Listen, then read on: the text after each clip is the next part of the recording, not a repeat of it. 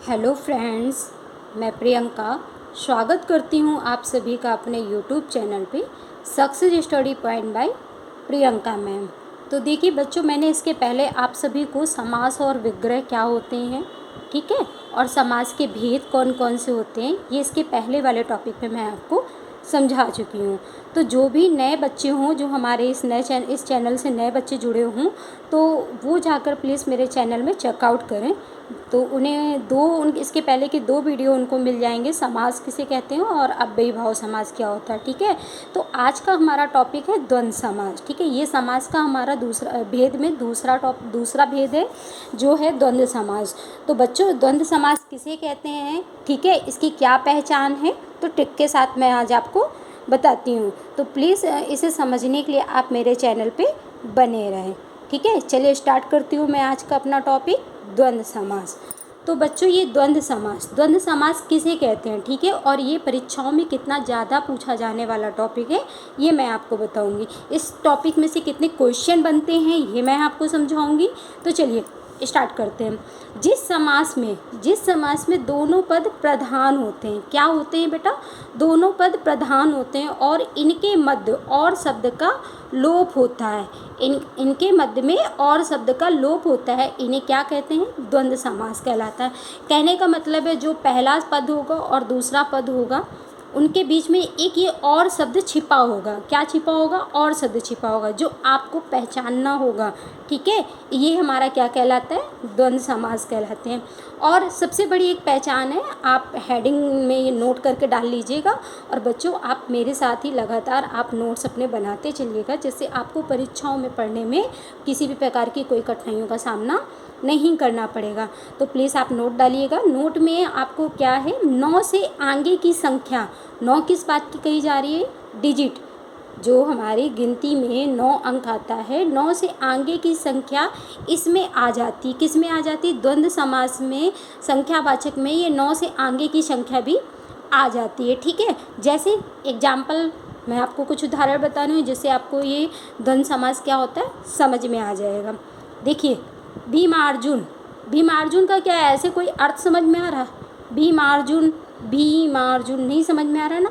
तो देखिए, भीम और अर्जुन, जानते होंगे आप लोग कि भीम और अर्जुन कौन है, ठीक है, भीम और अर्जुन। तो यहाँ पर ये और शब्द क्या है, ये छिपा हुआ, ऊपर बता चुकी हूँ मैं कि इनके मध्य में दोनों पद प्रधान होते हैं, मतलब दोनों जो पद होते हैं उनका कोई ना कोई अर्थ होता है, और उनके बीच में ये और शब्द है वो छिपा हुआ होता है, भीमार्जुन।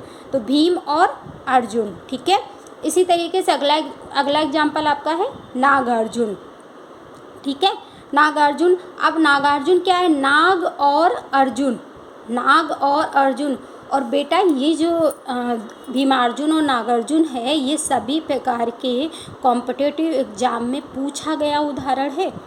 आप अभी यूपी टेट और सीटेट के जो भी एग्ज़ाम हुए हैं, उनमें ये बहुत ज़्यादा पूछा गया है कि भीमार्जुन और नागार्जुन कौन सा समास है। आपको ये दोनों एग्जाम्पल दे देंगे और उसमें पूछ देंगे कि भीमार्जुन कौन सा है, द्वंद्व समास है, द्विगु समास है, बहुव्रीहि समास है। तो आपको वहाँ पे क्या बताना है, द्वंद्व समास। ये एग्जाम्पल आपको हूबहू आपके क्वेश्चन पेपर में मिलेगा, ठीक है। तो इन दोनों में आप इम्पॉर्टेंट भी डाल लीजिएगा, ठीक। चलिए आगे बढ़ते हैं। पाप और पुण्य, ठीक है, यहाँ पे योजक चिन्ह लगा हुआ है। तो पाप और पुण्य, तो यहाँ पे देखिए हम बोल रहे हैं तो पाप और पुण्य निकल रहा है, तो इसका क्या हमारा विग्रह है, पाप और पुण्य। यहाँ पे और क्या है, छिपा हुआ था, ठीक। इसी तरीके से माता और पिता, राम और लक्ष्मण, ठीक है। लाभ और हानि, देव और असुर, ठीक है। ये आपके उदाहरण हैं। उदाहरण से आपको समझ में आ गया होगा कि ये किस चीज़ के उदाहरण हैं, ये द्वंद्व समास के होते हैं। और जो मैंने आपको नोट डलवाया है कि 9 से आगे की संख्या इसी में आ जाती है। फॉर एग्जाम्पल 31 क्या है, 1 और 30, क्या है बच्चों, 1 और 30। तो 1 और 30 क्या है, 31। ये भी बहुत ज़्यादा पूछा जाने वाला क्वेश्चन है, ये भी बेटा बहुत ज़्यादा पूछा जाने वाला आपका क्वेश्चन है। देखिए, इसी तरीके से और भी बहुत सारे उदाहरण हैं, जैसे धक्का डैश मुक्की, आप नोट करके डाल लीजिए, यहाँ पे लिख लीजिए क्या है, धक्का, आप लिख लीजिए, ठीक है। धक्का मुक्की, धक्का और मुक्की, भाई बहन, क्या होता है भाई और बहन, ठीक है। 25, 5 और 25, इसी तरीके से बहुत सारे एग्जाम्पल हैं जो पेपरों में पूछा गया हुआ है, ठीक है। जैसे राम लक्ष्मणों, राम और लक्ष्मण, देवासुर, देव और सुर, जलायु, जल और वायु, धर्मो धर्म, धर्म और अधर्म, ये सब क्या है एग्जाम्पल, द्वंद्व समास। मैंने आपको कुछ बहुत मोस्ट इम्पॉर्टेंट जो एग्जाम्पल हैं वो मैंने आपको लिखकर बताया है, ठीक है। आगे अभी बहुत सारे एग्जाम्पल है जैसा कि मैं आपको अभी बता चुकी हूँ, तो आप अगर नोट्स बना रहे हो तो आप उन्हें भी नोट डाउन कर सकते हैं, ठीक है।